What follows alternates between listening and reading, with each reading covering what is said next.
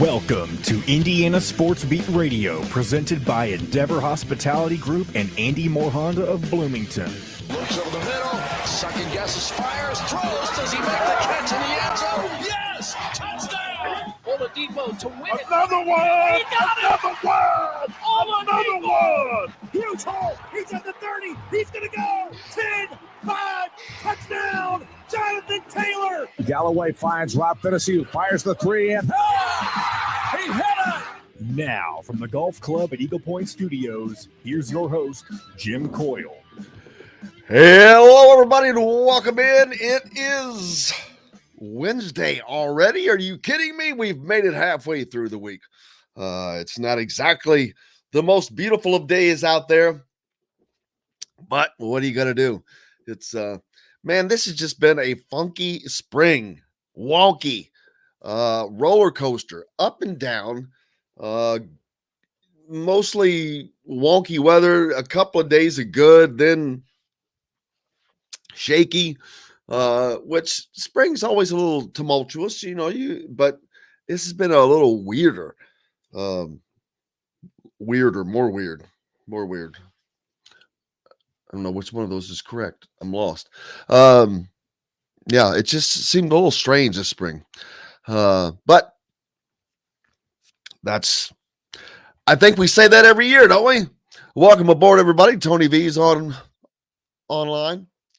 saying, how's it going? Steve, Forrest, Michael, Five Left, Scott. New name there.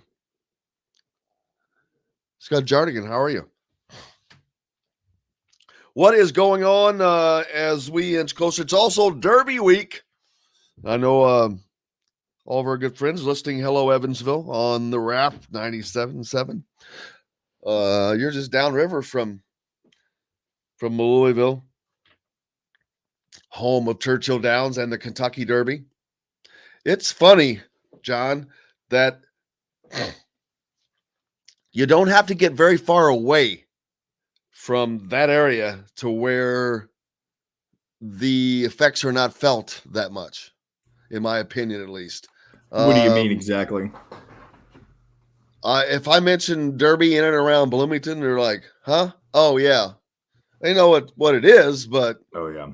it's not like, but then again, I don't know that Bloomington may be insulated even from the Indianapolis 500. I don't know.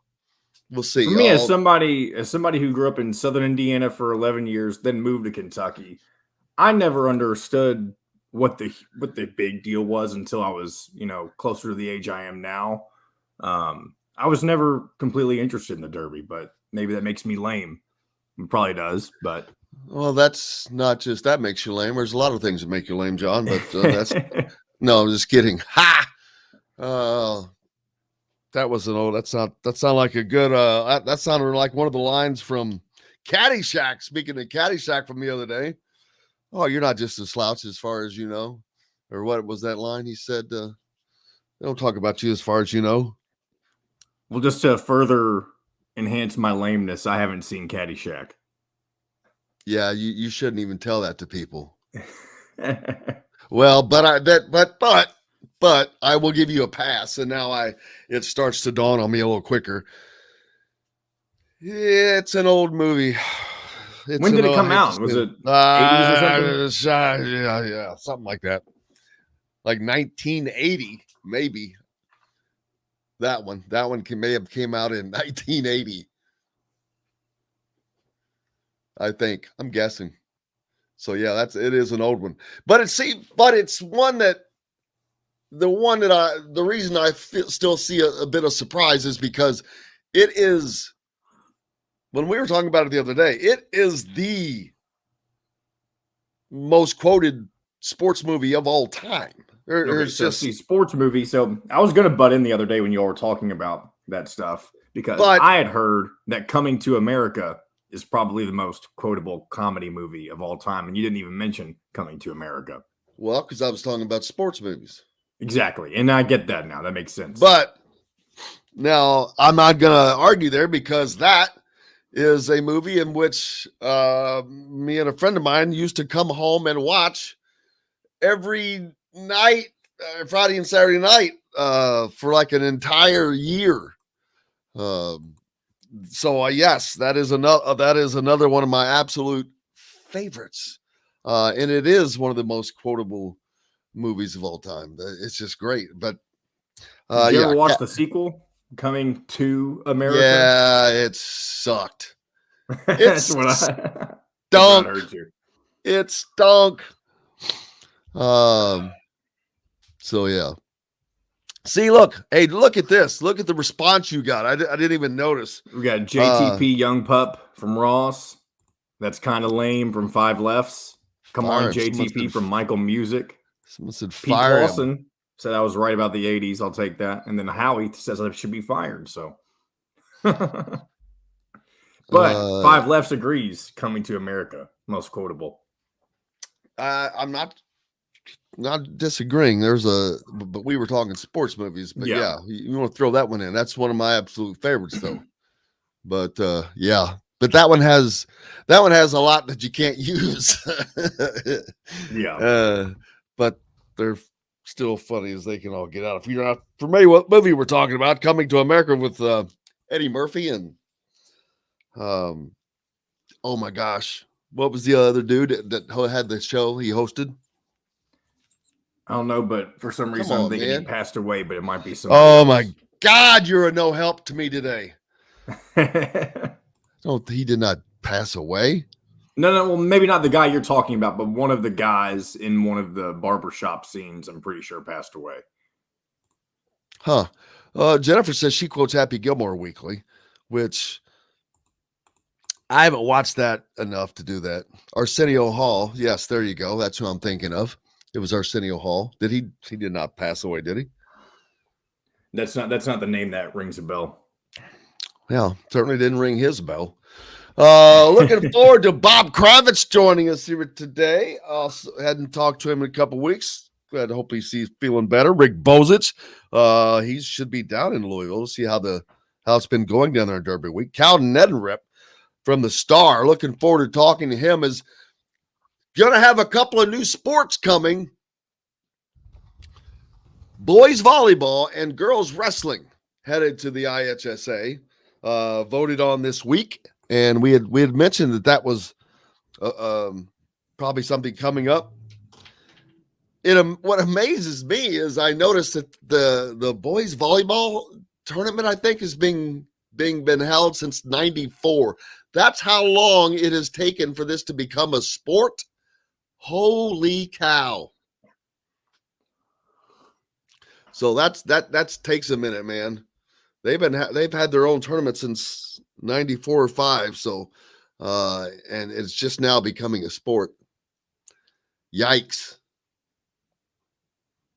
That's Jim, like. Go ahead. Go ahead. No, I was gonna say that's like trying to become an Olympic sport or something. Yeah, Jim. Back to a little Derby talk. Have you had a chance to look at any of the horses or the names or where they're starting at or anything? Nope. So you have no idea any names. I was going to go through and see what some of your favorite names were this year. I got zero, baby. I got zero. The two favorites this year are Epicenter with 7-2 odds, and then Zandon with 3-1 odds. But Epicenter has one of the inside. Pretty much, he's not quite on the rail. He's in the 3 spot. So a lot of people are saying that it'll be a lot tougher for him to get out for that. My favorite horse in terms of names alone is Cyberknife. And it just sounds like the name of a band that would play. I said this on Twitter the other day, by the way. The name of a band that would play a mixture or a fusion of EDM and metalcore rock music.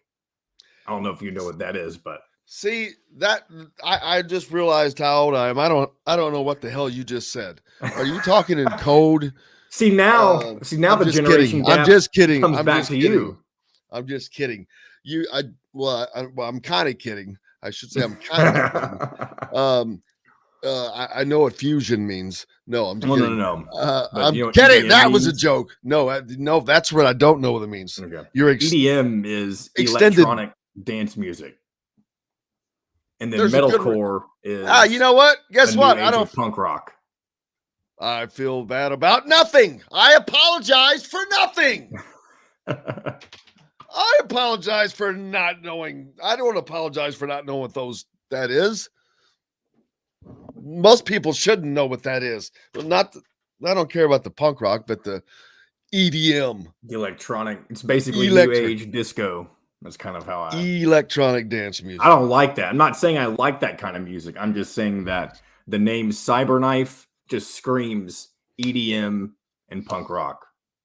Oh yeah. Here we go. We did miss this. Now, see, I mentioned this before the show, Pete. He said that he thought it was fake. Would you wait a minute? You have to have confirmation. And I'm not saying, I'm not saying that we had to say it was true, but there was something.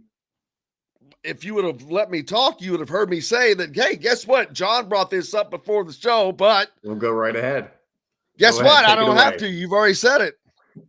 Anyway, so apparently, if this is real, I mean, it seems kind of like this could be staged. I have not looked into this at all, but talks, of course, by the time a lot of people hear this, it'll be well fleshed out. But Dave Chappelle being attacked on stage on Tuesday night at the Hollywood Bowl. Are you kidding me? See, but one of the comedians, and I hate to say that she was right because she's kind of crazy, but the real redheaded, skinny one, but she said that this is going to get people a right to start doing this. And you see, you know what? Bam, here you go. Here you go. It just took it's opening it up, man. People are just dumb. They just need an excuse to be dumb. That's all it is. The best part about it is Chris Rock being in attendance. This is honestly the part that kind of makes it seem fake, though. Exactly. Chris Rock coming on stage and saying, "Was that Will Smith?" Yeah.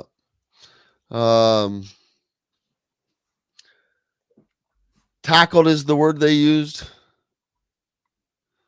But apparently he got back up and finished the show. So why are we okay? So why is the chat going back to the Nickelback stuff again?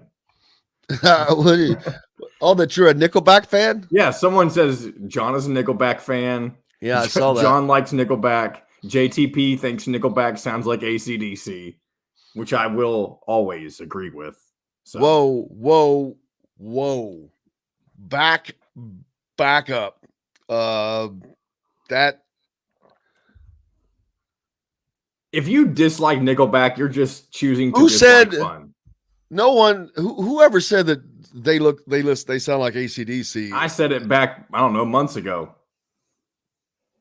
Oh, I'm glad I didn't hear it then, and I'm glad I don't have time to go into hearing it now. But that is break time.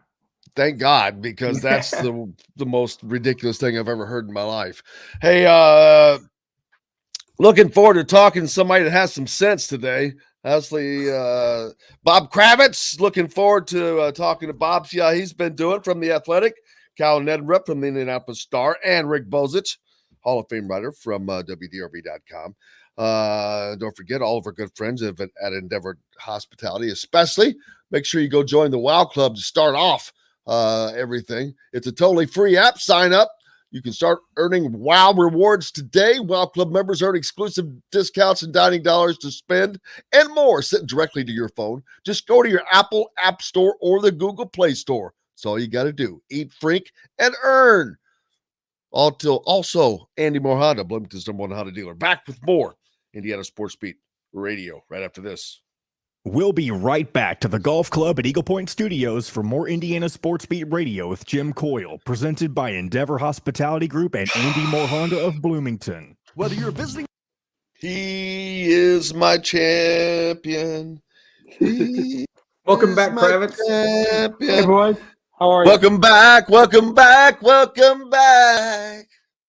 That's a good segment. Welcome back, Kravitz. Yeah, absolutely. How are you, man? How are you? I'm good. I'm getting better every day. You sound great. I, been walking and Just taking care of myself, doing a little bit of work here and there, and coming back on the mend. Buddy, I'm glad to hear it. How's the weather up there? It sucks here. It's cloudy. Looks like it's gonna rain, but yeah, Yeah. cloudy and a little bit cool. So what's TJD gonna do? Is he gonna come back or what? I say he does. You I say say he he does? does. Yeah, I saw a thing. He's rated like the 67th best 67th best guy in the draft, which means he ain't coming out. I mean, he ain't gonna get drafted. Very unlikely anyway. So probably makes sense. John, was I gotta curious. find that tweet, John, that I sent out like 3 weeks ago that says I fully expect Race and Trace back next year. Was it before Ray said anything? Oh yeah. All you got to do is type in what you think you said, and you'll find it. Race is back, correct? Oh Yeah, yes. he already announced he's coming back. He already announced, yeah. I've been The a only thing little that made me disconnected. weary, and it was before. I don't think Dexter Dennis is really. That's kind of the thing that makes me wonder what's going to happen. Supposedly releasing a top 6 today, I believe. Dexter Dennis is? Thought he already Yes. did that, did he not? Yeah, he's doing that today. I don't know anything about him. Is IU one of his teams? Yeah, he took a visit a week ago. Okay.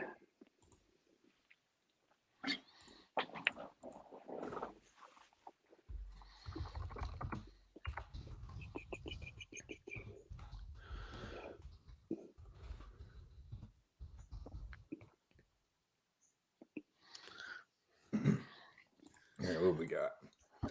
About 40 seconds. What we got? Are you gonna talk any draft?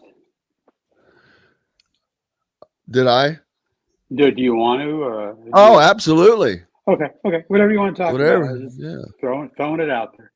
All right, here we go. Come and sign up. It's free. You can also find full episodes of Indiana Sports Beat Radio on the homepage or on this station every week, Monday through Friday. If we're not on a station where you live, we should be. Ask for Indiana Sports Beat Radio. This segment is brought to you by Remax Advanced Realty, Indy Home Pros team by Cheryl Sizemore. Now back to the Golf Club at Eagle Point Studios for more Indiana Sports Beat Radio with Jim Coyle, presented by Endeavor Hospitality Group and Andy Moore Honda of Bloomington. Welcome back. Indiana Sports Speed Radio coming to you on this Wednesday, brought to you, of course, by our good friends at Remax Realty. If you're in the market for a home in the Indianapolis area, you need Cheryl Sizemore and her 2 decades of experience. Could be the difference between you getting the home you want and not. Reach out to Cheryl at IndyHomePros.com. Welcome back, Bob Kravitz. Welcome back, Kravitz. Welcome back. Glad to have you. I came back for the singing specifically. Most people do. Most do. Yeah. Well, thanks usually- so much for having me. Sorry I left you for a while there, but you got to do what you got to do. The best part's the coming back part. Feeling good, man. Feeling good. That's good to know, man. You've been out jogging on the treadmill and all that good stuff. Oh hell no! I just been walking. ain't no jogging yet, but we'll get there. Yes, sir. Not a lot going on, but yet there's a lot going on as people wait for Trace Jackson Davis to make a decision. But as I have thought all along, I just don't see a path for him to go. And you and I were talking in the break. It just doesn't seem to be. The numbers just don't seem to add up. Well, he's the last I checked, and this is not the only it's not the only draft board I've seen. I mean, it's just one of many. But last I saw, he was ranked, I think, 67th, which would mean he's not going to be drafted because it's only going to go 60 deep, with 2 rounds. I look, he's in a very enviable position in that financially his family is in pretty decent shape, which is not the case for every player, obviously, and he can do what his heart tells him to do. You know, if he can go play pro somewhere, whether that's overseas like Jordy Holes or one of those guys, he can do that. Do I think he's an NBA player? Probably not. I mean, I think he's close. Um, so he's got a lot of good options, but he doesn't. The point being, he doesn't have to jump to the NBA because he needs the money that desperately. I'm sure he'd love to make the money, and there will be NIL money available, it would appear. But I don't think there's a bad decision, really, that Trace Jackson Davis could make at this point. Oh, I agree. I mean, his options are good either way. It's just I think we talked about this yesterday. If he comes back, he has the opportunity to really leave a legacy, because although he has put up great numbers while he's been here, he hasn't Right. won. He hasn't won anything. Right. And Indiana, while they did get back to the NCAA tournament, surely that can't be the high bar. So, Right. you come back again, it's like, oh man, they might be able to do something. Then you've got the other ancillary things, though, that are possibly the real reasons, but all that comes together for a nice little tidy package. Oh, absolutely. And you're right. He could go down as one of Indiana's really terrific players, especially, excuse me, especially if he's able to take them somewhere.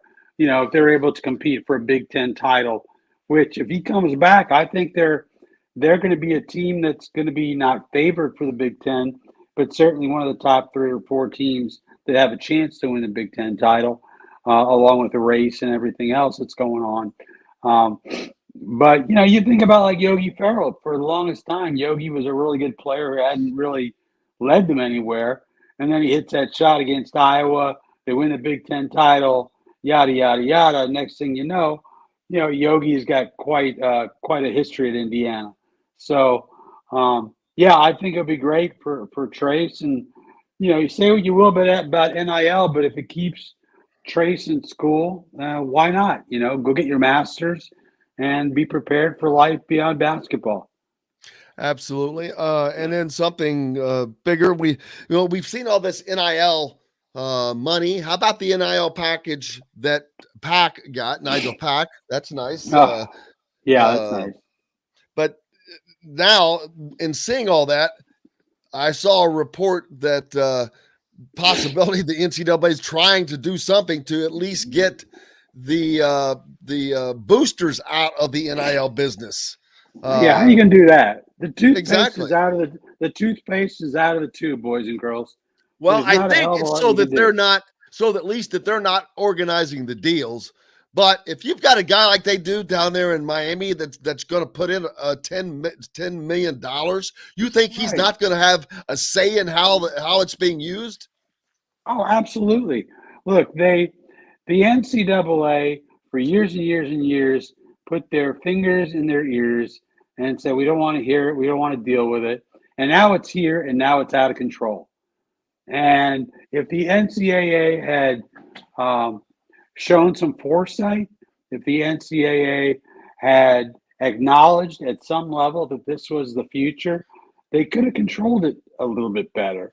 And frankly, I wonder, do we really need it to be under control? At some point, these companies are going to find out that 18, 19-year-old kids are not necessarily great investments. Well, but see, it's the ones that don't care. Like this guy who's a billionaire, he doesn't care. He's not expecting a return. He's just earmarked $10 million that he's basically going to give away to help his university with athletics. Yeah. How screwed up is that? Think about it. I mean, look, we all love college athletics, but aren't there better ways to spend your money? One would think. One would certainly think. But this does bring up, there has been no regulation on it, nothing None. to stop him. And I'm like, all right, what's going to happen here? And in this A lot of report, gray area. A lot of gray area. one of the NCAA or representatives said, obviously, it's gotten out of hand. No kidding. That didn't take long. Did they expect that it would?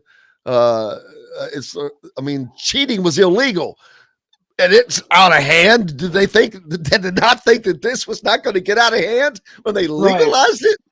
I'm like, my God.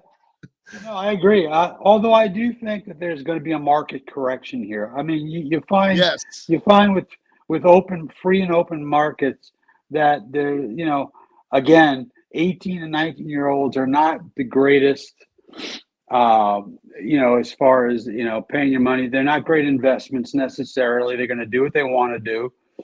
And I'm not sure that this won't fix itself by itself over time. I don't know. I don't know. It's very complicated. Well, to me, it's clear, at least in what this is, their NCAA wanting to get the boosters out of the NIL collective business. Every school is basically going to have its so-called official NIL. Right. Booster. So they want it to be run with that because at least it has some semblance of law, as they used to say in the old westerns. Got to have some semblance of law in this town, Marshall. Right. So it's insane, man. It's insane, and for those of us who grew up during a simpler yet unfair time, it's just going to take a while for us to get used to the idea that players are going to make decisions based on the cash that's available to them. And it's something, I think it's an us issue more than it is a them issue. Yes, does it need to be under some sort of, control? It does clearly. But I just think it's something we're going to have to come to terms with as fans and as media. Oh, absolutely. It's not. I keep telling people it's not going away. No. Hopefully it'll be regulated or in some fashion, but it's not leaving. It's here, and they've just got to get it under control. And I agree with you about the market correction. It's new. It's just like the transfer portal. I don't think that there's always going to be 1,400 names in the transfer portal. I think over time it'll start settling down, especially with NIL. You would think that would settle things down. Well, it could go either way. I mean, with the NIL, you could provide kids more reason to stay, and you can also provide kids with more reason to move. So I'm not sure what impact the NIL might have on the portal. I know that it's tough. It's tough on fans because we all like the old Indiana model. Kids come in as freshmen, they stay till they're seniors, they grow. You see them grow and develop. It ain't that way anymore. And while I'm totally in favor of kids, doing what they think is best for their careers and their lives, at the same time, it's awfully tough for coaches to coach because the first time you say boo to a kid, he's going to be like, I'm out of here. I'm not getting the minutes. I'm getting crap from my coach. I'm going to Eastern Michigan, where I'm going to get more playing time and they'll love me more. So I think it's a little bit of a dangerous proposition. Excuse my sniffles. Oh no. How about something as simple as freshmen being treated as freshmen? Before there's some hazing, pick up the bags or whatever it is, carry the bags. But now, how are you going to haze a guy that's making 300 grand? Well, I remember having this conversation with Ryan Kelly, the center for the Colts, and he was talking about how he could just imagine life at Alabama when a handful of guys are making $100,000 a year. And look, you go to a pro locker room, and everybody knows what everybody else is making. They know who's earning it and who's not, and that causes a lot of problems. And I think when you're in a college situation and you got a couple of guys making $200,000 and a couple of guys making $22.67, that's going to bring up some issues. So this is the wild, wild west, and we're just going to have to get used to it. It certainly is. It is also Indianapolis 500 season. Hopefully you'll be getting out to the track when you head out there at all. I haven't been yet, but I will. Is this a fun time of the year for you? Enjoy the race?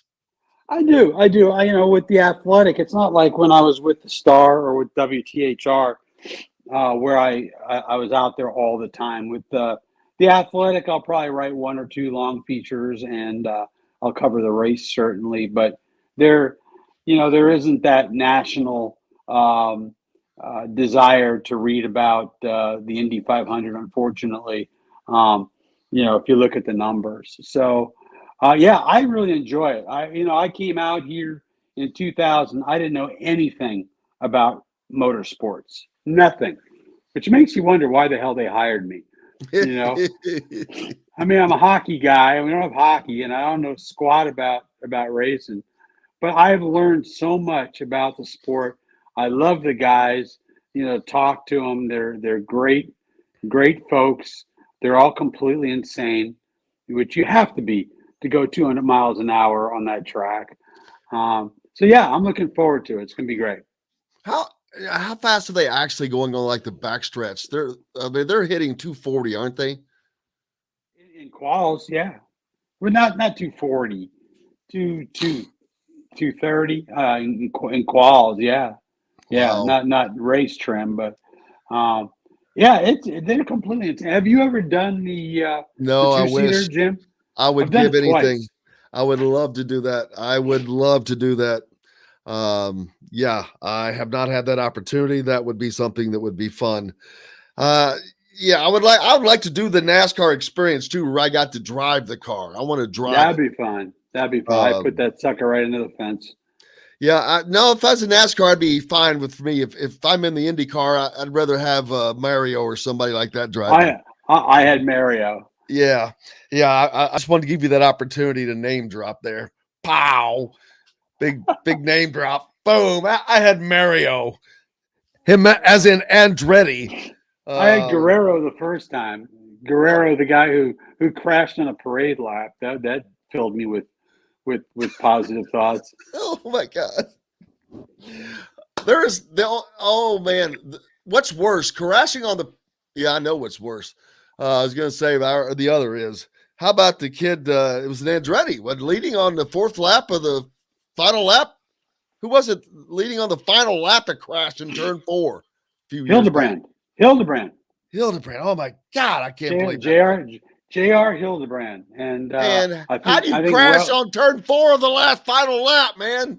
I know. And then I think Weldon went on and won that year, because I covered the race and I remember it quite clearly. And I remember that J.R. Hildebrand showed as much grace as I could possibly imagine from a human being a couple of 100 yards from having his life change. And it all went to crap when he crashed into that wall. I mean, and it is life changing. It's like, it's just like winning the Super Bowl or winning. There's not a lot of things that equal that. There's certain individual sports that the Kentucky Derby would be up there with it. That's going on this week, but not a lot up there in individual like that. Which it's not really an individual sport, but it kind of is. I know what you're saying. But all right, brother, I appreciate you. I'm glad to see that you're out and about, and looking forward to seeing more of you, buddy. Looking forward to seeing more of you, and hope everybody doesn't run over you when you're out on your walks. Make sure you wear a yellow flak jacket or something. Yellow flasher. That's what I'll do. There you go. The great. You don't want to hear me and flasher in the same sentence. Oh man, I did not need that. I did not need that image in my head to today. Well, now you got it. Now you got it. It's too late. It's too late. Bob Kravitz from The Athletic joining us here on Indiana Sports Beat Radio as always. Thank you, sir. I appreciate you. Thank you. Back with more on Indiana Sports Beat Radio, brought to you by our good friends from Remax. Make sure you reach out to Cheryl at IndyHomePros.com. Almost forgot. Back with more after this. We'll be right back to the golf club at Eagle Point Studios for more Indiana Sports Beat Radio with Jim Coyle, presented by Endeavor Hospitality Group and Andy Moore Honda of Bloomington. Whether you're visiting Bloomington, All right. I almost forgot. All right, Kyle, no, we're ready for him.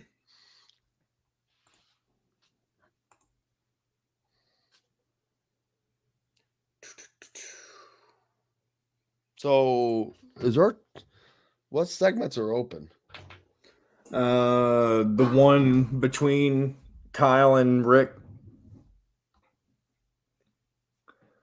and then the one after Rick. Good. Okay. I'm tired. I don't want to go down there today to get credentials picked up. I had a 102 fever yesterday afternoon. Oh, I know that was fun. that Took sounds some nice. pain reliever though, and that's gone. Well, It's weird. I noticed it coming on during the show yesterday. I was like, I feel way like I didn't feel sick, but I just felt completely fatigued. And then it hit me in the afternoon with the fever.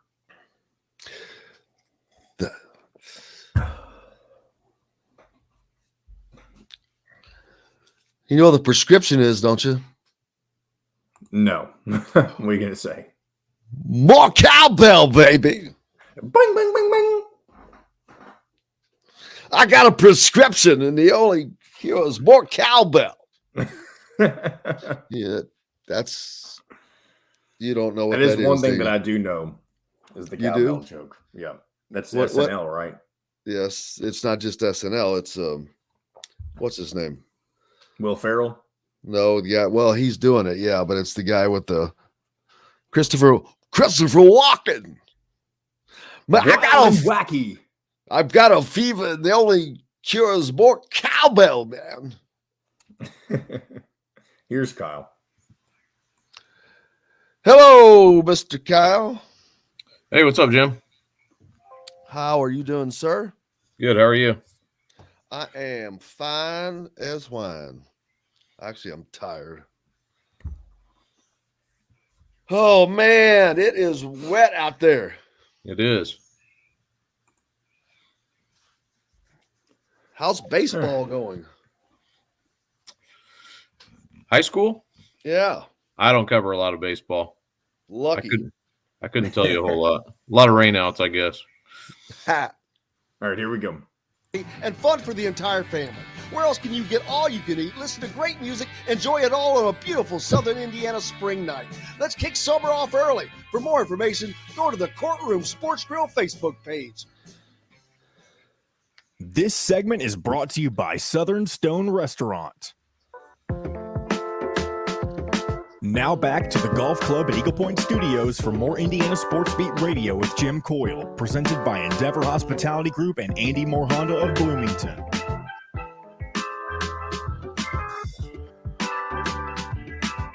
Welcome back, Indiana Sports Beat Radio, coming to you on this Wednesday. Jim Coyle with you as always, joined now by Kyle Neddenriep from the Indy Star. Kyle, how are you, sir? Good. How you doing, Jim? Cannot complain. It's finally getting a little calmer. At least I'm sure it is for you. I know that a lot of basketball on the weekends. Are you still having to go out to all that? Are you able to take a break from it? You know, I took a break last weekend to, I kind of wanted to go up to Fort Wayne, but, at some point you got to take some time off. And so I did that last weekend. Ended up, writing a little bit over the weekend about some different things, but, pretty much, ended up taking at least covering the games. I didn't do any of that, but, had a story last week on David Bell that ran about his draft status but really more about his background and stuff at Warren Central and Purdue. And then of course he got drafted on Friday night by the Browns. So that was kind of took up the chunk of my week. And then, also kind of getting ready for the IHSA things that happened this week with adding girls wrestling and boys volleyball. Then the sectional realignment, came out yesterday. So that's kind of what I worked on Sunday. Actually, was kind of setting that story up for what was about to happen and it kind of happened as we thought it. Proposals coming through on some things and not on others, but it happened for those two emerging sports for the IHSA. Yeah. What were the ones that it didn't happen for first? So we'll get those out of the way.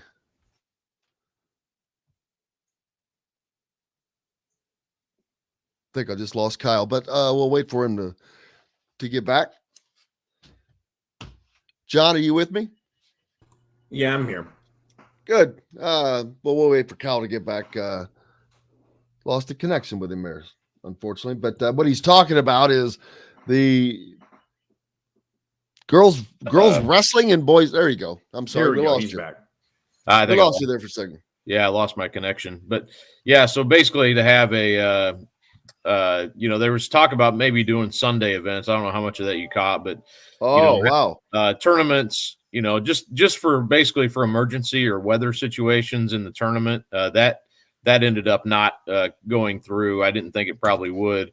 There was also a potential proposal of having you had to have this pass link rule that they passed a few years ago. Basically kept athletes from following their coach to another school.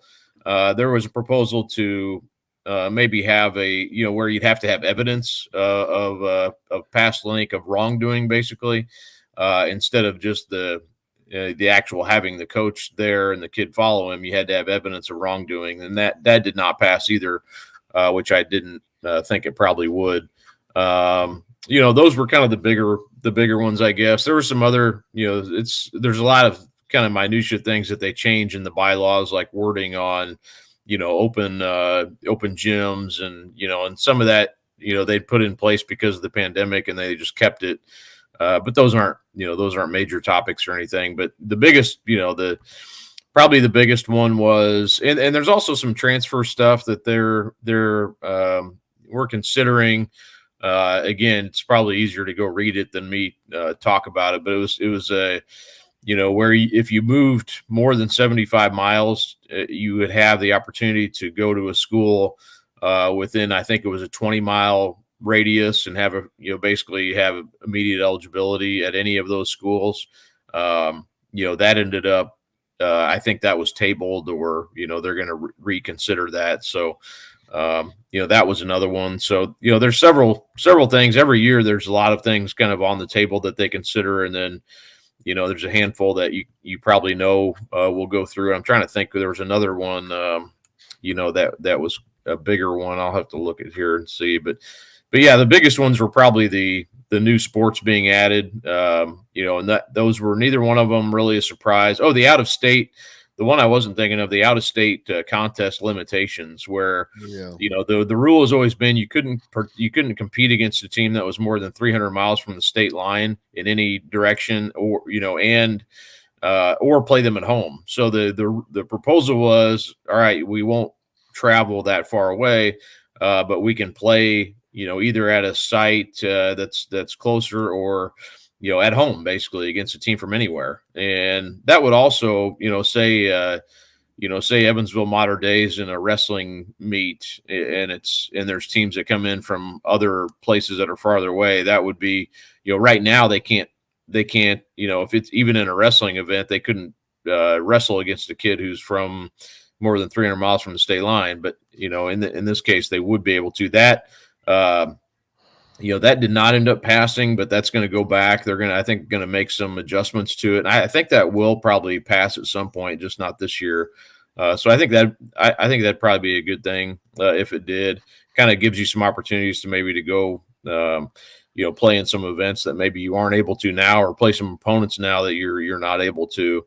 And also there was another one about transferring a student transfers to a new district without a change of address, and let's say he played as a freshman, played in basketball but no other sports. He would be able to transfer and have eligibility in any other sport he didn't play in. That one did pass. So that was one that, again, sort of I don't know how much, minutia you want to get into, but that was one that did pass. What's the purpose of the 300-mile rule? I've never understood that. Well, I think for traveling that far away, and I always kind of thought too, it's like, well, why do they care where someone goes to play, but it's less where they come from or where they come. Yeah. To me, it's more on that side. Like, why would you care if some team from New York wanted to come play you in a basketball game here?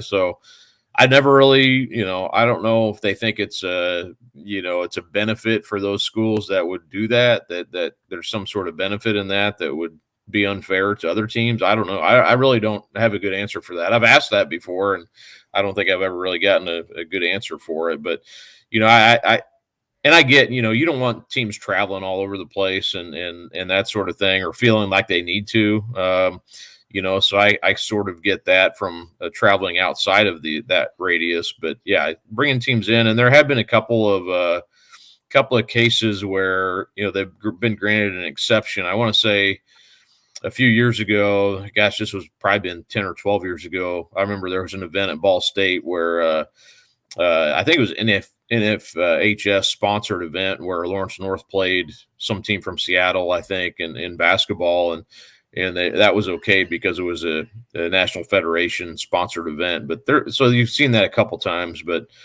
I think that will eventually, at least the restriction on bringing teams in, I think that will probably go by the wayside eventually with some sort of stipulation. I think so as well. I agree, and I'd like to see that. But the two new sports, boys volleyball and girls wrestling, I am shocked at how long it took. I saw that boys volleyball, they've been playing some kind of tournament since the mid-90s. So I'm shocked on how long it takes to become a sport.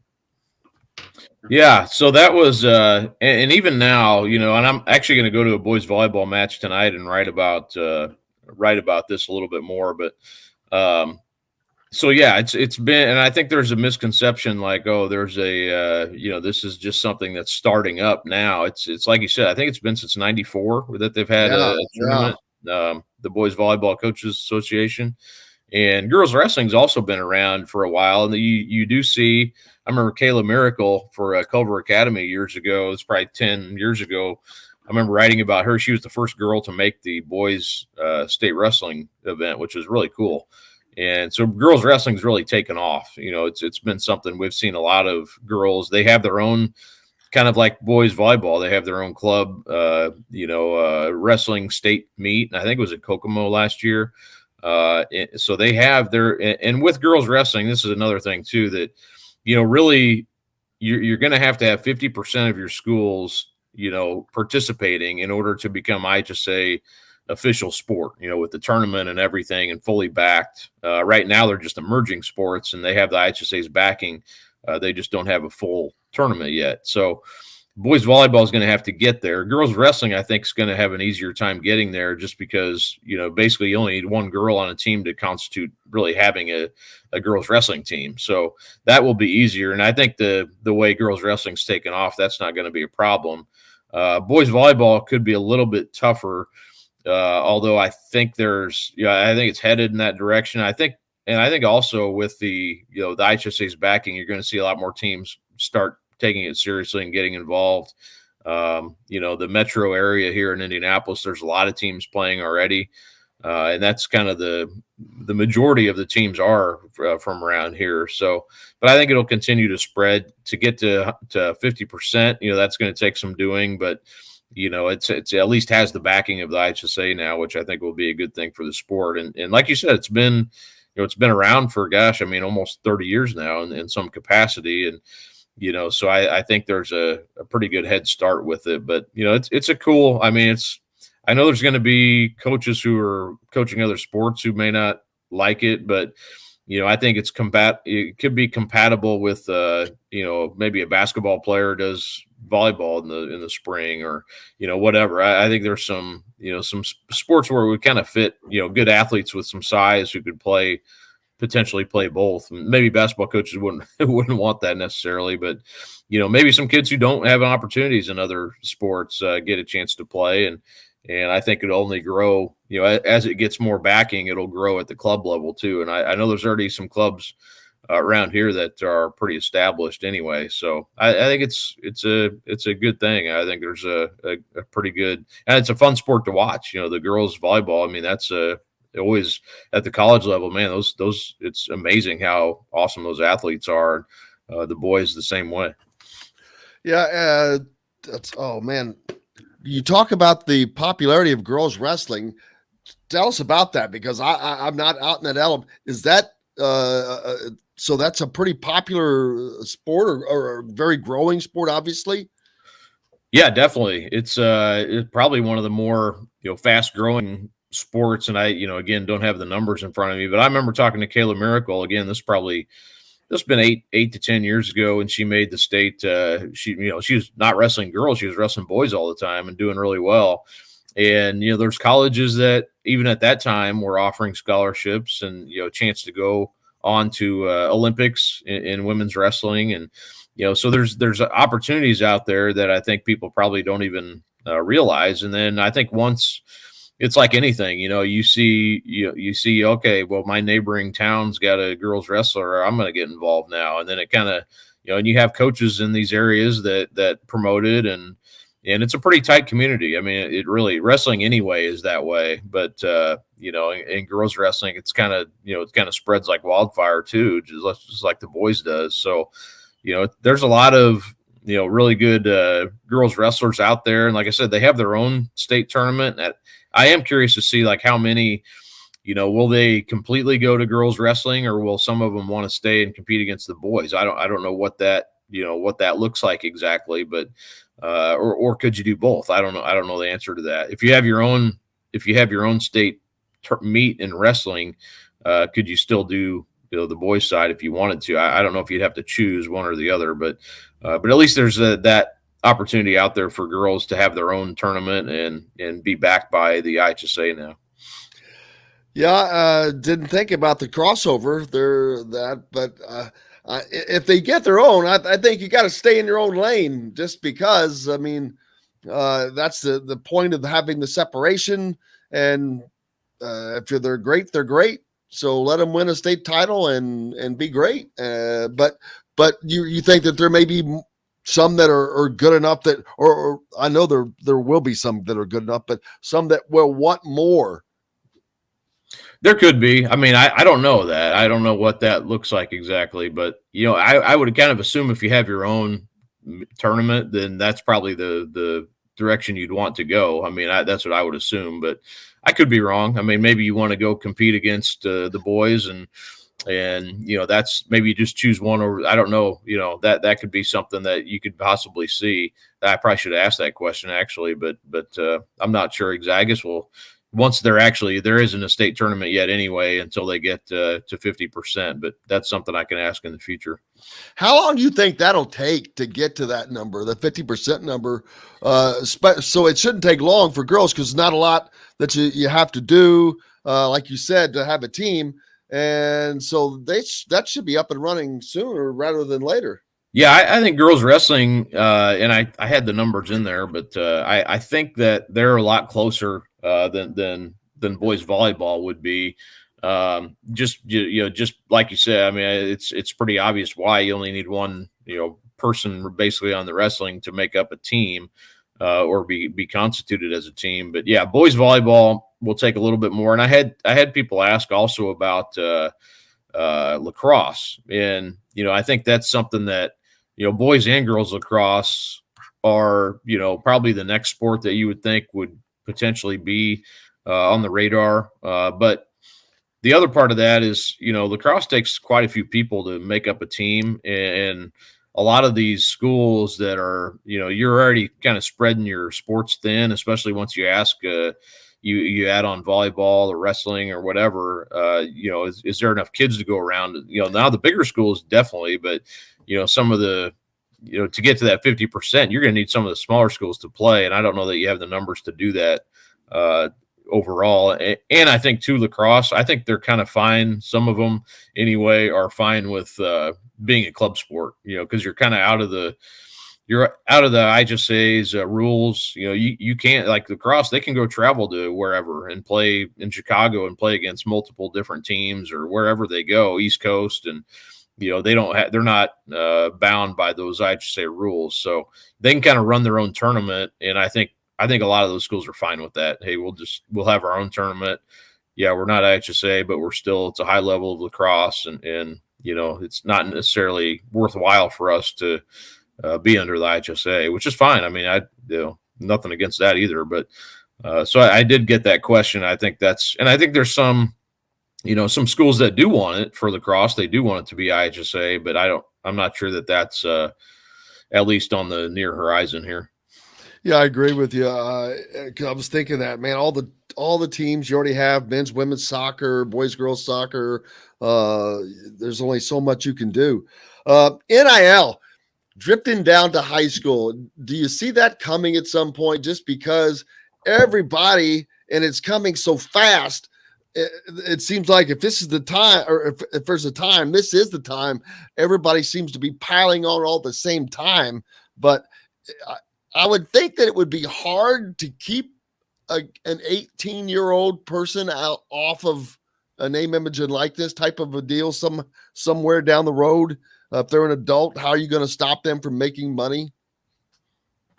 Yeah, I mean, there are states that are already on board with that. Now, what is that? And my question, I guess, would be, as an 8th grade kid coming into a high school, are you going to have these collectives, raising money for a kid to choose whatever? I'm not even going to say a school necessarily, but a school example, school X, and they're going to give them some amount of money to come there. I mean, that at that point, I don't even know, you're not even competing in the same level, as whatever your school you're competing against that's not doing that. Is that even, do you have to leave the IHSA to do that? So that raises all kinds of, we talk about fairness with like seating and, it's like, this stuff. I mean, what about fairness when you're offering money to it? And I'm not saying that will happen, but that opens the door for that if you allow NIL at the high school level. Now, I guess you could put rules in place, I guess, saying the only way you can make it a real NIL instead of a pay for play type of thing. But, I don't know if you want to open that door or not. I'm not sure that's the right thing to do. But I get it. I mean, these kids are athletes too, and they obviously raise money, and there's the reason people go to these games is watch the athletes perform, so it's but I don't know if we want you to do, from that perspective, do you really want to open that door at the high school level? Some states are, and I get it. And it's definitely coming down filtering down though. And I did talk to Paul Neidig, the IHSA commissioner, about this. And, he said it's definitely something that's a real thing, that needs to be talked about at the very least. And I don't sense it's going to happen here. It's going to be allowed here, but those conversations are definitely happening. Yeah, I think that's going to require someone suing somebody along the way to prompt it. I don't mean that in a negative way. I mean, just someone's going to have to be pushed to have to allow it. And someone's going to sue for the right to be able to do it somewhere. It doesn't even have to be in Indiana. Once it happens at any state for a high school kid, that kind of probably pretty much will open the door, and it's coming. There's no way it's not coming, especially you think about kids that are, let's say, like at the academies. You're not your typical high school, but yet they're still officially in high school per se. Or you're going to see, that some athletes in Indiana who are going to say, all right, I'm just going to go to state X and I can get NIL there, and they're going to give me, whatever prep school I'm going to, and they've already said they're going to give me this or that. Now, I think that's going to be, you're talking about probably a small percentage of the pool, and maybe, some of those kids are leaving anyway, to go to prep schools. So, you could see that happen more often, I would think. And it probably has happened, in some areas already. So I think that is probably more likely than Indiana opening it up to NIL. But and again, it's going to be a small percentage of kids, like anything that this affects. But I don't know. It's definitely coming down the pike. I just don't know, what I'm not 100% sure what, the IHSA is going to say, but I just can't imagine they're going to probably go that route. It doesn't seem like something they're really interested in doing. Well, no, especially being in the state that's housed in the NCAA, that they would rather this wasn't here either, as with a lot of fans, and I understand, but it is. And so, where's it going to go? That's the question. But, well, you should, I will say the NCAA should have done something, and that they just kind of let it linger, and now you're at where you're at. So, I think it's better to address things and say, all right, this is what we're doing. This is what you can, this is what you can't, make some decisions. And then, otherwise you kind of end up where we're at now, which you can decide for yourself if you think it's a good place or not. But I think it's probably not right now. Nope, not the way it's going. It's too much too fast, but that's the way it is, and there's nothing I can do about it other than just sit back and watch it. Hopefully not crumble, man. Hopefully we're not watching the beginning of the end of college athletics. I know that everybody thinks that that's the case, but you know what? It's too big. It's too important. It will self-correct. It will come around. Now, I do disagree with a lot of people. I think college basketball is going to be better for NIL. I think they're going to see the NIL will spread the talent out a little bit more than it has been in the past, personally, instead of going to all certain places. Just my opinion on that. I think the NIL will be, I agree with you. And I also agree with you. I don't think this is the end of college athletics, but by any means, it'll figure itself out. I think not figure itself out, but it'll things will calm down. I think the transfer portal, I'm not sure, I think there's some things you can do with that would help, in NIL, I think maybe the cat's out of the bag, and that'll just have to kind of figure itself out. But I think you can make some adjustments to the transfer portal that would be good for the game and probably good for everybody, I would think, and add some stability and also kind of give back the high school kids some opportunities that they're kind of missing out on now because of the transfer portal. But so I think that is something that you could do. Now, will it happen? I have no idea, but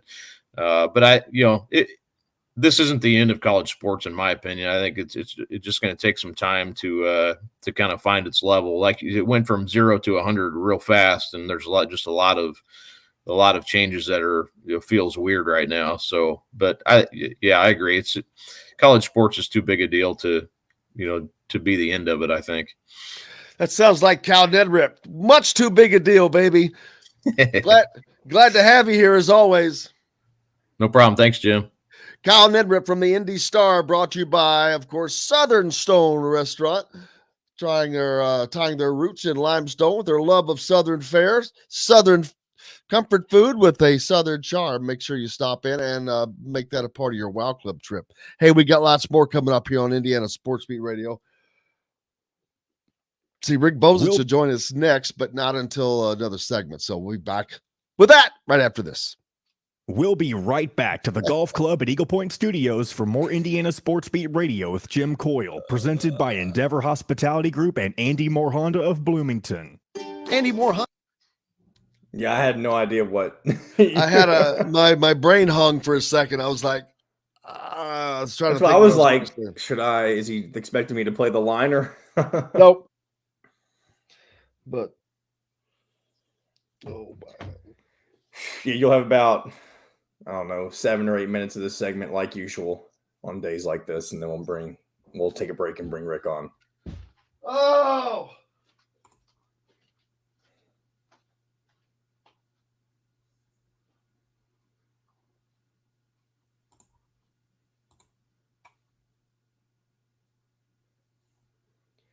Man, our chat is all over the place today. But it's funny. Hallie, I agree with you about the super team thing. It's kind of seemed like Arkansas was trying to build their own little version of a super team from the transfer portal, but some of the guys that were considering Arkansas didn't choose Arkansas. So it's not quite a super team, but they were definitely doing their best to make one. I think give it some time. I think we'll see at least one or two super teams. I don't know when we'll see our first real super team. It would have to be a team like in terms of dominance level, like the Kentucky team that only lost one game to Wisconsin in the Final Four. I don't know how long it'll be until we get one of those teams, but excuse me. I bet we'll see one, maybe two of those before they start making some changes that kind of, I don't know if they can make changes to prevent those kind of things from happening, but who knows? Who really knows?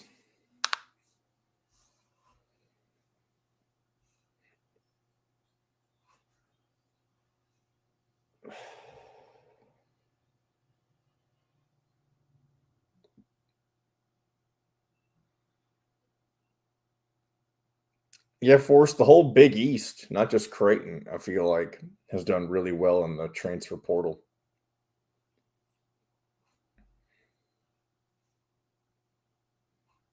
But Creighton got that commit yesterday, Baylor Shireman, whatever his name is.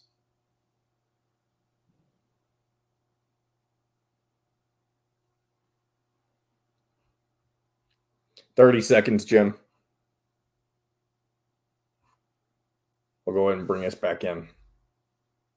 Realty. Cheryl Sizemore has over 2 decades of experience, and that could be the difference in you getting the home you want in today's tough housing market. Reach out to Cheryl Sizemore from Remax Advanced Realty at cheryl@indyhomepros.com or 317-298-0961.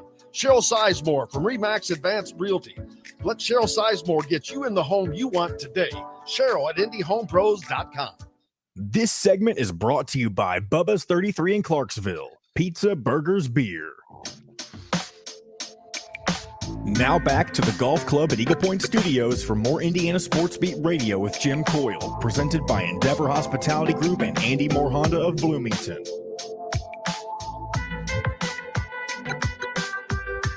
Welcome back.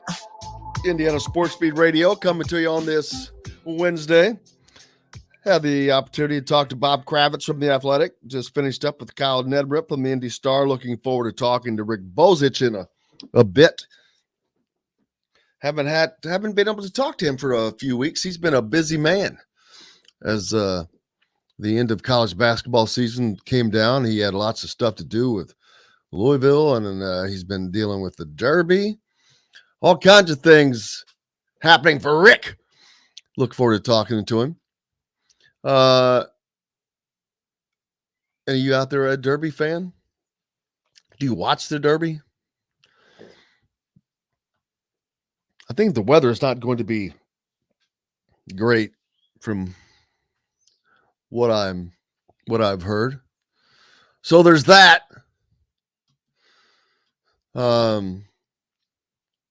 Which stinks if you're going to go. I was planning on doing the show down there. I'm still planning on it, I guess. But, man, I'd have to find a place to move inside to, which I know where that used to be. That may have changed. Let's see. This weekend, I hear you in my ear. Go ahead and talk. Jim, during the break, I don't know if you heard, but someone in the chat was talking about the potential, it was Tony, it looks like, was talking about the potential for super teams in college basketball. What do you think of that? Do you think it'll happen more frequently? Do you think it's something that will be a regular thing? You mean like having DeMarcus Cousins and John Wall on the same team? Well, I'm talking about teams that was a joke. That was a retort. That was a joke. That was a freaking super team. And they didn't win dick. They didn't win anything. Well, I'm not saying that the teams has to be unstoppable because we haven't had an unstoppable team since 1976. Man, Memphis just tried to do that.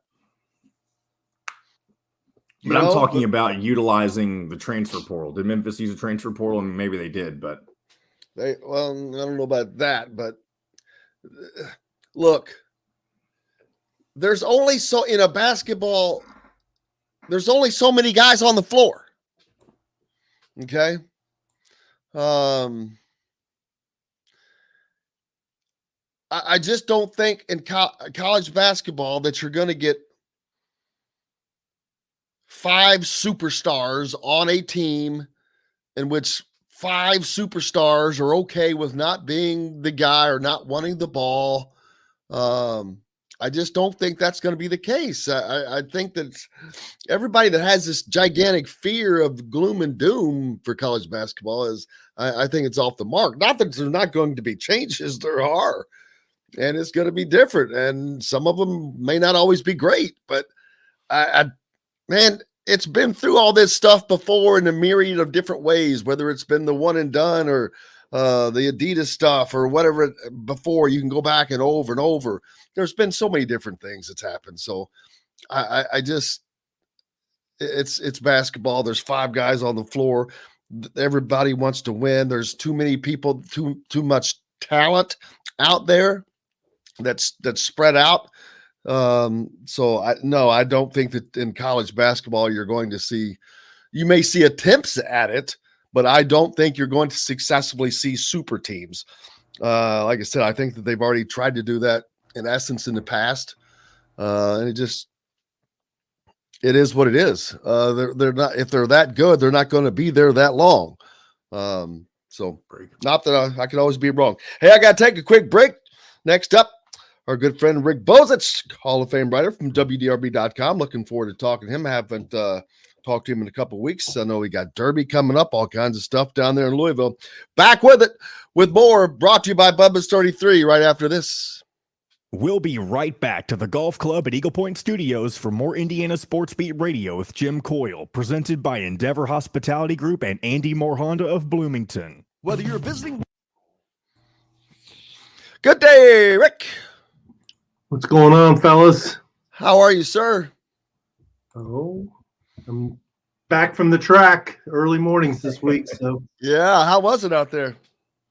It's pretty quiet today, actually. Yes, most of the horses are done with their works. They just go out there and kind of gallop around for a while. It's you've been out there. It's every day the crowd gets bigger. Yeah, that's what I'm afraid of. Rick, were you able to find Jerry's show yesterday? Yeah, I got it. Okay, good. I knew you were asking about it. Yeah. What do you got? A Big Ten golf tournament hat? Did you go over there to French Lick? I did. How did IU do? Middle of the road. Okay. This is my Ricky Fowler look. Oh, very nice. Who won? Michigan State? Weren't they ahead? I knew they were ahead. I think Illinois. Oh, wow. It ended up being a shootout. Michigan State, after the day one, was 12 under and had a 13-stroke lead, I believe. No, that's not true. They had an 8-stroke lead. Day two, the wind came. Michigan State finished one over for the day, not just on the round, but overall. No one was under par after the second round. And then the third day, it was even more so. It was the wind. It was crazy. There's a tall aluminum flagpole that they have there right at the top of the driveway, and it was really bent over with the wind at the top. Pretty stiff wind. What's the word in Bloomington? Oh, everybody's just waiting to hear what I think is already coming. So, what's that? Did Louisville get Emily Bates, Rick, or is that still just a rumor? I only know what I've seen on Twitter. Everybody's putting crystal ball predictions that he's coming to Louisville. Huh. Yeah. How about that?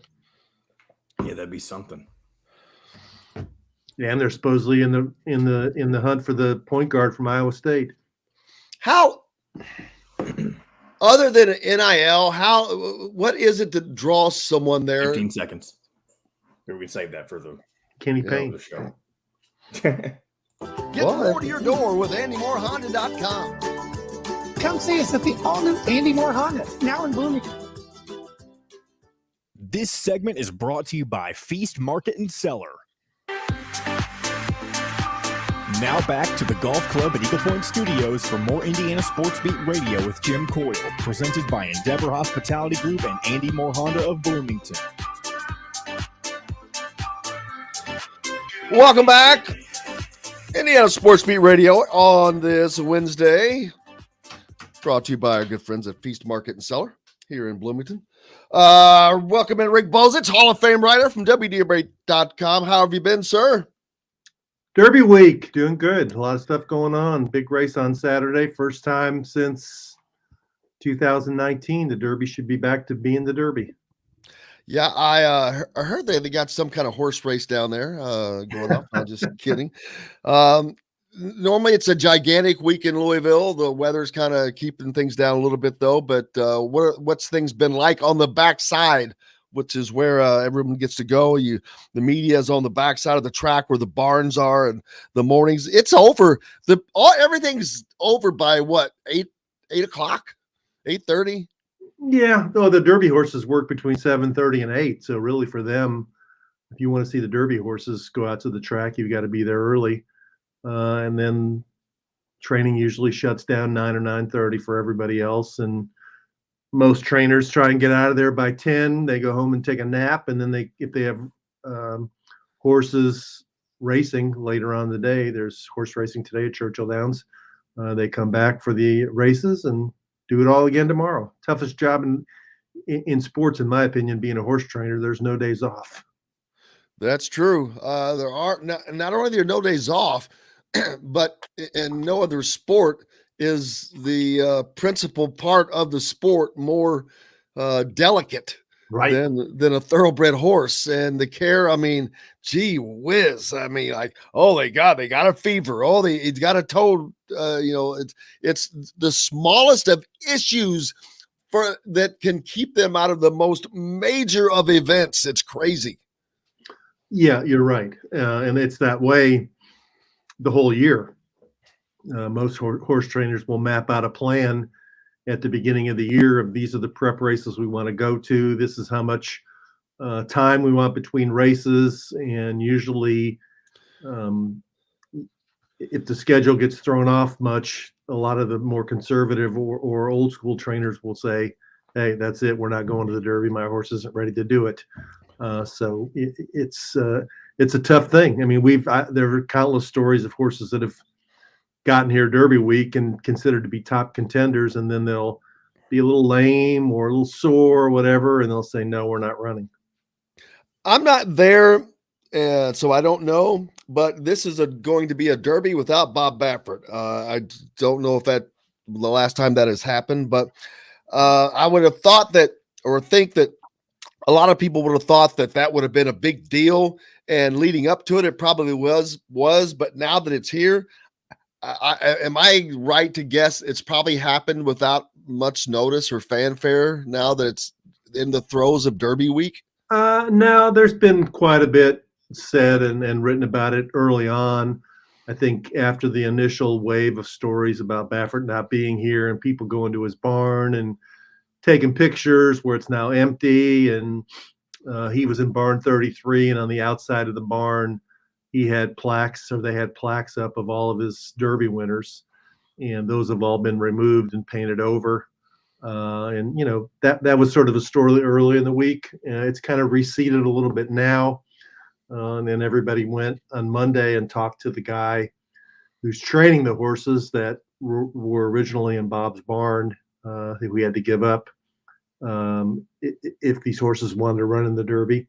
And I think it'll resurface again on Saturday. NBC, I'm sure, will have some kind of Bob Baffert story in the telecast. You can't really, cover the Derby without it, considering he's won 6 and would have won 7, which was the record if last year's victory hadn't been taken down, and B, the fact that he's suspended not only from the race, but he's in the middle of a 2-year suspension from Churchill Downs. That's crazy. What's it going to be like for him to come back there? Great question. You don't know whether he'll say, you know what, I'm done with you people. I'm not going to come back anymore, or whether he'll come back and say, I'll show you. I'm going to come back and win the Derby a couple of more times. I don't know. He really hasn't done many interviews because the case is in there's lawsuits going both ways, plus the case of Medina Spirit, last year's winner, still going through the process of although the Kentucky Racing Commission has decided he comes down as the Derby winner. Now I think it goes into the court system, and eventually it'll be 3 or 4 years before we know who actually won last year's Derby. That's an amazing thing. It sucked the way it happened, but oh well. It gives us something to talk about. Louisville is still pulling in recruits, and it is mind-boggling to me with what, again, should be hanging over their head from the NCAA potentially, and nothing seems to be slowing this down. And in the break, you mentioned Kenny Payne. Is he that big of a draw to these guys? Is he going to get them where they want to be? Is that what it is? I think it's a number of things. One is that Kenny Payne, he was only away from college basketball for a couple of years. He was with the Knicks. And when he was at Kentucky, he had relationships with a lot of the great young players and a lot of the great AAU programs.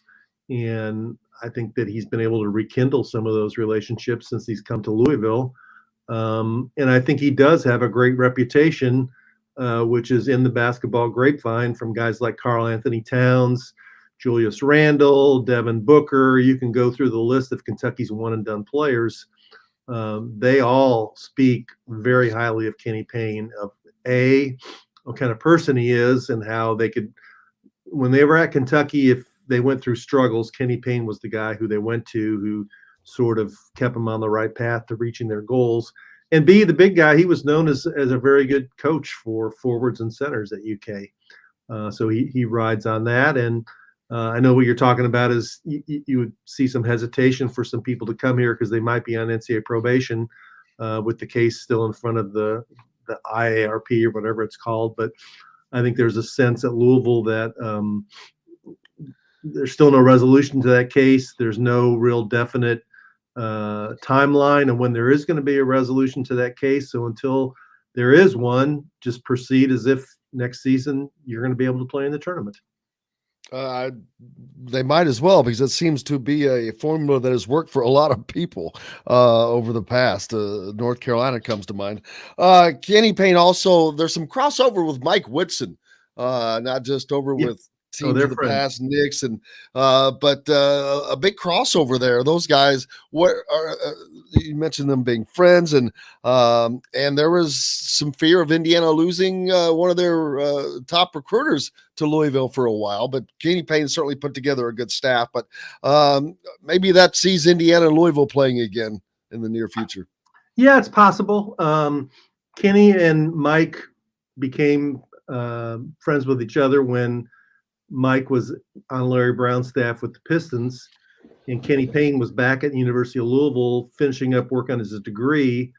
And on the weekends, when the Pistons were in Detroit, Kenny would drive up to Detroit and be around the Pistons. Larry Brown offered him that invitation if he wanted to learn basketball and get into the coaching business. So that's where that relationship began. And then obviously they worked together for 1 year on Tom Thibodeau's staff with the Knicks. And then Mike left, in 2021 in March when he went to IU, and Kenny did the same thing this year. He left before the season when he came over here. And he is, in fact, the guy who recommended to Mike that he hire Yasir Roseman. And I think it's because of the respect that they have for each other and the friendship that they have that Kenny, I think he viewed it as, I'm not going to take one of Mike's guys or try and recruit one of Mike's coaches away from him.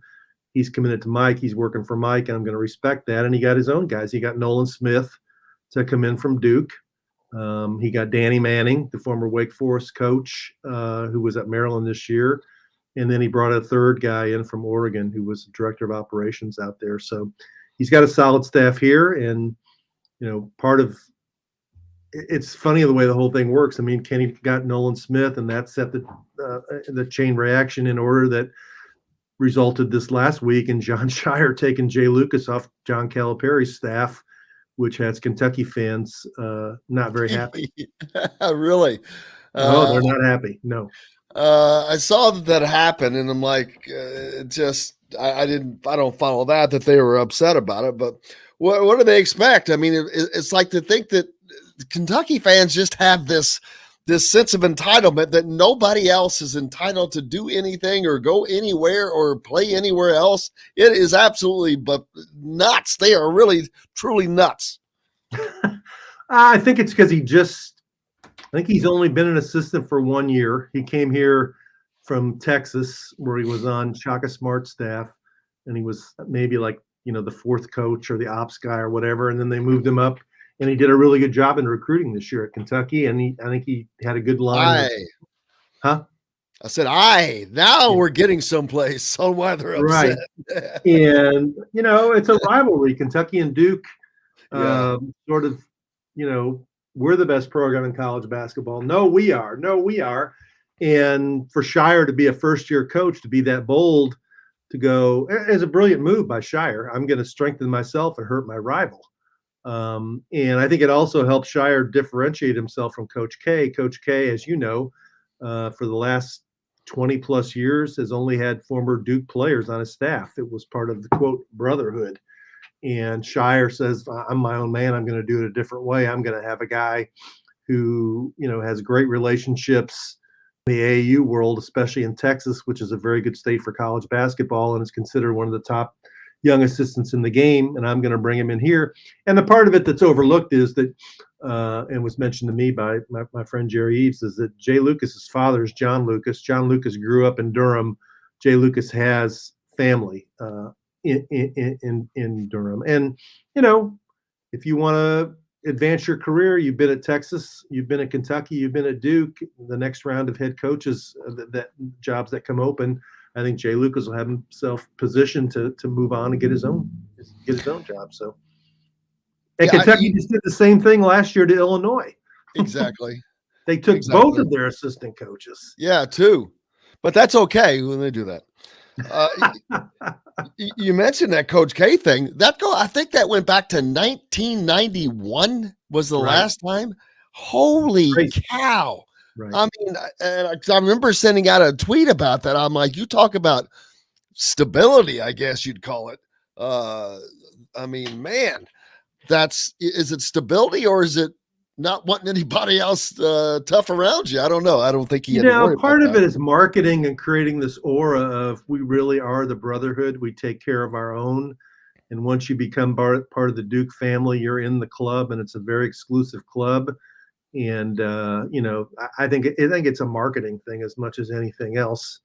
But we sense part of that too. I mean, it didn't happen really until Mike Woodson came in, but every time there was a coaching change at IU, you've always heard people saying they need to bring in an IU guy. They need to bring in a former Coach Knight guy, whatever. And now it's finally happened. And part of me, I mean, I think it's good for the program. I think it would be benefit Indiana to get more of the former players involved in at games and be more visible around the program. And we see some now around the games, but I think to see more of them around would help the program. And it helps remind, I think, younger fans of the history and tradition of the program.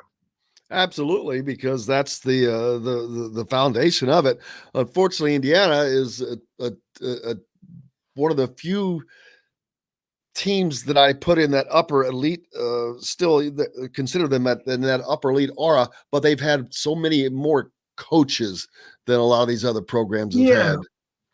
Yeah, it's almost like, there's the Knight guys, and then yes, exactly what I was thinking. Guys are sort of anonymous, really. I mean, who would that be? Bracy Wright and Marco Killingsworth and whatever, and then you have DJ White and he was a Mike Davis guy actually, but Eric Gordon is a Kelvin Sampson guy, and he's actually been very visible and supportive of the IU program. And then you have the Crean guys, which would be Hulls and Zeller and Oladipo and Watford and those dudes. And then, that ended. And then you have the Archie guys, who would be who? Romeo and Verdell. I mean, not Verdell, but guys that transferred. Some of the biggest names transferred. Green, yeah. Off of that team. But you had plenty. Rob Finney would always be one of those guys. But and now you have the Woodson guys. And I think Mike Woodson is open to having IU guys around the program. I think he wants that. It's just that it's something that you just can't snap your fingers and make it happen. You've got to be committed to it and develop it over time. And Knight did have it. I mean, when Knight was there for 29 years, you knew who the Knight guys were starting from the beginning with, Steve Green and John Laskowski and those guys, and then Buckner and May and all that. Because Trace is an Archie guy. I think it's something that Scott Dolson is part of that. He gets it because he was an IU student manager and has always been around IU. So I think he sees how valuable that is, and I think that's part of the building block to establishing it. Carolina does the same thing. I mean, you look at Hubert Davis's staff. It's Sean May, who played there. It's Jeff Lebo, who played there, and I don't know who the third assistant coach was, but I think he's also a former Carolina guy. And all the coaches they've hired. It's been Roy Williams was a Carolina guy. Bill Guthridge was a Carolina guy. Matt Doherty was a Carolina guy. I mean, that's the way they do things. Yeah, I'm glad Chris mentioned this. We got the Hubers event coming up here. When is that? May 25th. 25th, yeah. So it's about 3 weeks or so. First time back in a couple of years down in Southern Indiana, down in out in the country at Huber's Orchard Winery out down there in beautiful, beautiful Starlight, Indiana. So we're looking forward to that coming up.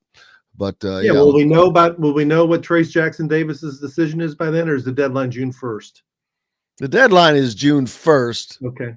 But that doesn't mean that he won't make it before then. But what's the current chatter up there? Is he going or staying?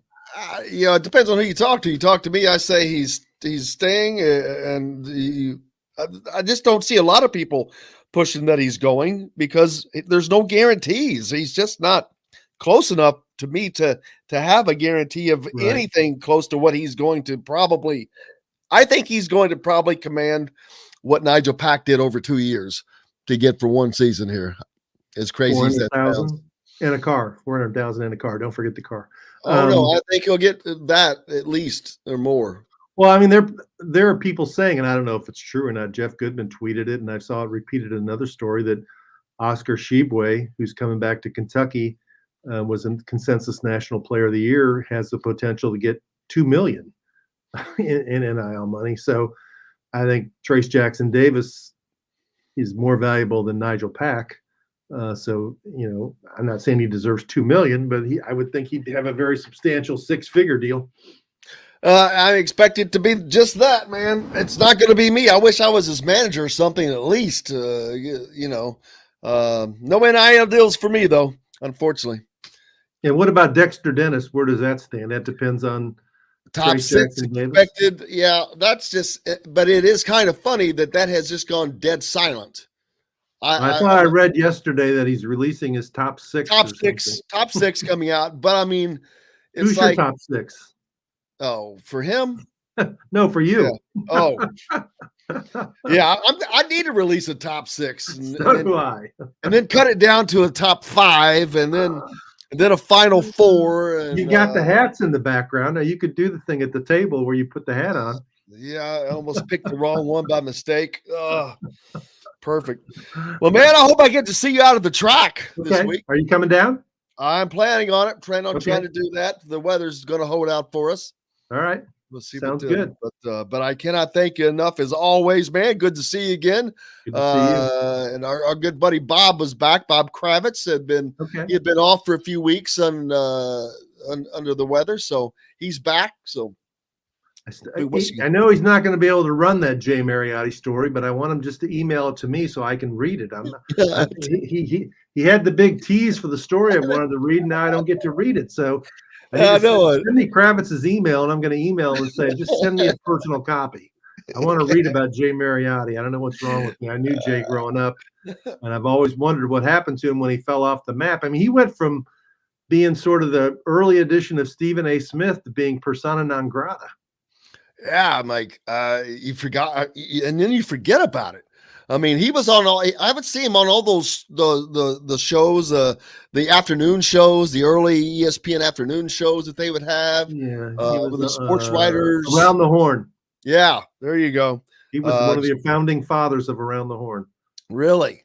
Mm-hmm. Oh yeah, Man. he was one of the original voices, and I just know him from He used to write in Chicago, and he would he'd go after everybody: the Cubs, the Sox, the Bulls, the Bears, the Blackhawks, Michael Jordan, whoever. But what was interesting about Jerry Mariotti, he would cover games, and like I remember I went to a few Cubs White Sox games, and he'd be sitting in the press box, and he wasn't like watching the game; he'd be sitting in the back of the press box watching the game on TV. It was different. Even sometimes I'd be at basketball games, and instead of being out in press row, he'd be back in the press room watching it on TV. I don't know what the reason was, but anyway, I need to read that story. So if I don't get to Kravitz, you can tell him I need to see that story. I did see that your White Sox won one over the Cubbies yesterday. I saw that they were playing. Finally, yeah, they finally first 2-game winning streak since the first week of the season. How about the Reds, man? Oh, are they 3-20? Have they won that many? They've won 3, yeah. Oh, I was They're surprised. either 3-19 or 3-20. I mean, it's the fans. Are they going to just stop going? I would. I mean, if the Reds aren't trying, why would you want to invest in the team? And that could get really ugly because it's way, way early in the season to be that bad. Yeah, I mean, all hope is gone. I mean, it's not like the NBA where you say I'm tanking and I'm going to get, draft pick Holmgren or whoever. I mean, you're going to get a baseball player who might or might not make it. They are 3-20, man. Every other major league team's won at least 9 games, and the Reds have won 3. 8. Baltimore's won 8. Or Detroit's won 7. Okay. I'm afraid that Major League Baseball is going to take away their charter. And it's sad because for those of us who've been around for a while, we remember where Cincinnati was the gold standard of baseball franchises. They were good 70s and 80s every year, even into the 90s. And then Cincinnati was sort of the equivalent of St. Louis, where those are the 2 great baseball towns. And now St. Louis is still a great baseball town, and the Reds are a joke. And it's tough. It is, and because St. Louis and Cincinnati are about this, similar sized towns. Just one made mistakes, and the other one, didn't, I guess. Golly, the Bengals are hot now, and the University of Cincinnati football is hot now. And people have other things they have a soccer team there now. I mean, you can lose your fan base in a hurry. Yeah, especially when you act like you don't care about them. And it seems like, unfortunately, for Reds fans, that has been the case for Reds ownership too much. Well, man, enjoy yourself back out of the track in the morning. All right. Bozich, WTRB.com. Appreciate you. We're back with more Indiana Sports Beat Radio right after this. We'll be right back to the Golf Club at Eagle Point Studios for more Indiana Sports Beat Radio with Jim Coyle, presented by Endeavor Hospitality Group and Andy Moore Honda of Bloomington. Whether you're visiting Bloomington or feel free to send in your questions and comments. We got an open final segment. A little bird told 5 left. TJD is coming back. I told you 3 weeks ago, man. Why don't I never get any credit, do I? Yeah, that's because you're just Southern Indiana media, right? I tell them this stuff and tell them this stuff.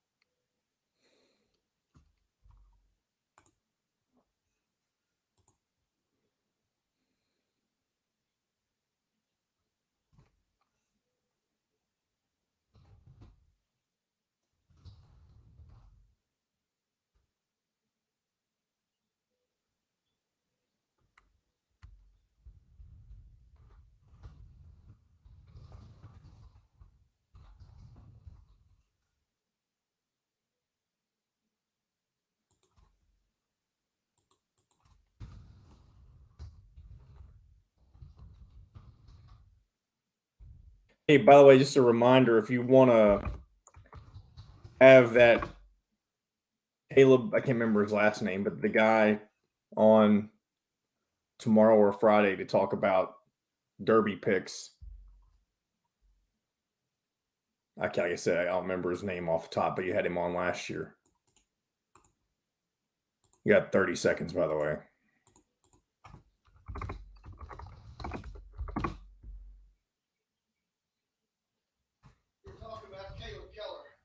Yeah, Caleb Keller, that's his name. Yes, that's his name.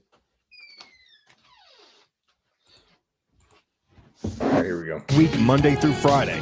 If we're not on a station where you live, we should be. Ask for Indiana Sports Beat Radio. This segment is brought to you by Cabello. Now back to the Golf Club at Eagle Point Studios for more Indiana Sports Beat Radio with Jim Coyle, presented by Endeavor Hospitality Group and Andy Moore Honda of Bloomington. Welcome back. It is Wednesday here at Indiana Sports Beat Radio, brought to you by our good friends at Cabello on the square in Bloomington, located right in the heart of downtown Bloomington. Experience the taste and tradition of the Italian heritage right there, right here in Southern Indiana on the square. It is incredible food. I wish I had some right now, and I'm not kidding. I love eating any kind of food at any time of day. Let's see. Oh, this is a big week. Jennifer, you still going to Snoop Dogg? Or is she becoming a Cub fan? I'm pretty sure Jennifer's a Cardinals fan, right? Well, yes, it's Not a become Reds a. But Van Pasterman is referring to the message that said, "So glad I am not a Reds fan." Oh. So is a lot of people. So are most people. Three wins. 3 wins. Do you know what that makes me ask? What? How the hell did those teams lose those 3 games to Cincinnati? Well, here's my issue. Weren't they kind of on the cusp last year that was a getting joke. Things done? The Reds? Yeah. So what happened? Did all those players move on or trade this, that? I mean, on the cusp, I don't know about on the cusp. But there was actual excitement surrounding the Reds during part of the season last year. Man, it didn't take much to bring excitement to Would you equate the Cincinnati Reds to Indiana football? Wow, that's not well. Oh, because here's the thing: you have this promising season in 2020. Listen. You have this promising season in 2020 where people are talking about whether or not Indiana should have gotten to go to the Big Ten championship or not, and they follow that up with a 2-10 season, kind of like the Reds are doing right now. Year, but the Reds are following every season is a terrible season for the Reds because they stink. It is. It's the truth. They stink year after year. And Alan mentions, no, the Reds have won championships. I'm not talking about overall program necessarily, but I'm talking about the state of each program currently. No AAU basketball this weekend to worry about. Back up and running the following weekend, though. Lots going on in Indianapolis with the Adidas May Classic coming and Havoc in the Heartland. The Hoosier.com will have complete coverage there for you for all of that and much, much more. But as a matter of fact, you can go right now and get all kinds of information. Xavier Booker lining up some spring visits. I see in some of the premium content. You've got the Bill Hensley's Run and Slam recruiting notebook up. Trent Sisley, an interview with Trent Sisley. That dude is going to be a big time recruit. Hey, and don't forget about Jordan Hull's Never Lose Hoop golf outing is back. That is coming up in June 23rd to be exact. As you see, if you're watching, you can see it on the screen. If not, you can go to thehoosier.com as well. We'll get that up. You can go to eventbrite.com/e/never-lose-hoop-golf outing. But you have to, there's too much to read there. But yeah, there's just go there. But it's up on thehoosier.com as well. You can enter, donate, or sponsor a hole, all the same spot, all that one link. Just note what it is. But everything is done in the same spot. But if you can't play and you'd like to participate by donating or a whole sponsorship, you can do so. Just $100 to sponsor a hole. We'll get Jordan and the crew to take a picture around it and send it to you. But it all goes to the Never Lose Hoop Foundation, which is tied to the Community Foundation of Bloomington and Rural County, which is supporting, and all proceeds go to this, supporting kids with cancer from the area, around the area. So there's that. So get involved, get yourself a team lined up. It'll be a fun day. Looking forward to that. But Never Lose Hoop. And also coming up, don't forget about our friends down in Bedford. The 4th annual Crawfest, sponsored by Courtroom Sports Grill, is back. Join us for the annual Crawfest, May 13th and 14th. That's next weekend, man. Next weekend at the Harp Commons in downtown Bedford. This year's event, headlined by country superstar Hoosier native Clayton Anderson. Should be a big time. They're planning on this being Bedford's biggest Crawfest ever. Biggest crawfish boil around, complete with a beer garden stocked with local craft brews, live music Friday and Saturday. You get all you can eat, listen to great music. Just go to Courtroom Sports Grill Facebook page. Get all the information you need right there. But I got a lot of people just joining. I see that, or how did my comments get so far behind? Let's see. 2 of the 3 Reds wins were in the first series of the road against World Series. What in the world?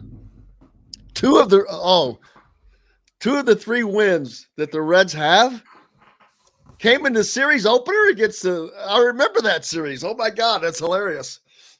I mean, that's so sad. That's funny. 2 of their 3 wins were in the first series on the road against the World Series champion Atlanta Braves. Oh my God. That is beyond funny. It's not really, because that means they've won 1 game since the opening series of baseball this season. 1 game. So what are they? 1-19? They're 1-18 since, and Caleb Nost has that stat for us. There you go. 1-18 since. Wow. What's the word? Oh man, they're gonna set a bad record this year. I see it coming. That's terrible. It's terrible to see, because they're one of the founding teams of baseball, man. They were. I hate seeing that. Yeah, I think Booker's going to end up at Michigan State. That's everyone's saying that, but long ways to go. He also just got offered by Kansas last night. He's setting up his visits right now. Like I said, he is spring visits are trying to get to that. Where he's going to go. You only get to go to 5 official visits. And as those offers continue to come in, he may want to wait a second. But he's going to be a very popular guy. And I haven't heard a lot with Indiana and Xavier Booker. Not that they're not recruiting, they are, but it just doesn't seem like they're in the mix. It's just Arrington Page has really moved into the spot that they were looking at Booker. So I know that he's from Indianapolis, and that's what a lot of people see and all that, but there's going to be a lot less of that. going forward. You know, I don't know how many Indiana guys you're always going to see on Indiana's team. It's just not always going to be the case. It's going to depend on timing, on the needs, etc. But I expect that he's going to probably end up at Michigan State, but it depends. I mean, in this age of NIL, I haven't heard a lot about Michigan State and NIL. I mean, there's just not been a lot of talk. That says nothing's going on. I'm not suggesting that. I'm just saying there hasn't been a lot of talk in regards to Michigan State and NIL that I've seen and recruits and NIL with Michigan State, et cetera. Do you remember last year when Michigan State was going to be the Rocket Mortgage Michigan State Spartans, or the Michigan State Spartans presented by Rocket Mortgage? I don't know. I guess that didn't fall through, but I do not. I can't remember. I don't know. But wait a minute. That's not even. They would have sponsored the team. I don't know if it would have been necessarily an NIL deal, but I get what you're saying, but to where? Are you saying that they were going to put that on their jerseys? Yeah, I'm sure. No, I'm gonna look. They can't. You can't. They can't do that. Trust me. If they could, I'm not going to say the teams, but there are certain teams you think would already have that stuff on jerseys if that was the case. Here we go. This was back in March of last year. Michigan State University men's basketball will soon be known as MSU Spartans, presented by Rocket Mortgage, after a new 5-year sponsorship deal with the Detroit-based mortgage lender unveiled on Thursday. But that was a year ago. But I don't remember. I don't know how this was implemented. I guess it wasn't on the jersey, but I don't remember anybody referring to them last season as the MSU Spartans presented by Rocket Mortgage. No, and good luck getting the rest of the media to do that. They don't give a crap about Rocket Mortgage. You can't require. Can you require? I guess you can require the play-by-play people to say it like that, but your own people, yes, your own people, absolutely. But it could cause. Yeah, I've not heard anything more about that, but that day's coming. Now the NBA, they all have their jersey, their team sponsor on the jersey. Yep. I believe the Pacers have a car dealer on theirs, if I'm not mistaken.